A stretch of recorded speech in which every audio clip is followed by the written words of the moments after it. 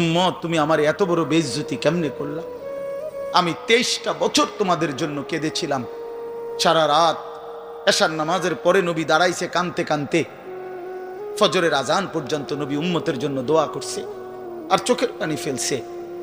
তায়েফের পাথরের আঘাতে পিঠটা ছিদ্র করে ফেলছি, ক্ষুধার কষ্টে পেটে পাথর বেঁধেছিলাম। উহুদের দান দান শহীদ করা রক্ত নিয়ে উহুদের ময়দানে পড়েছিলাম বেহুশ হয়ে।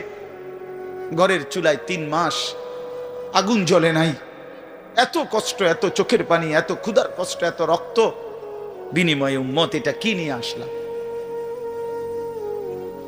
নামাজ কই, সেজদা কই, রুকু কই, ফজর জোহর আসর মাগরিব এশা কই, হারাম থেকে বাঁচা কই, হালাল উপার্জন কই, জিকির কই, তেলাওয়াত কই, আমার সুন্নত কই?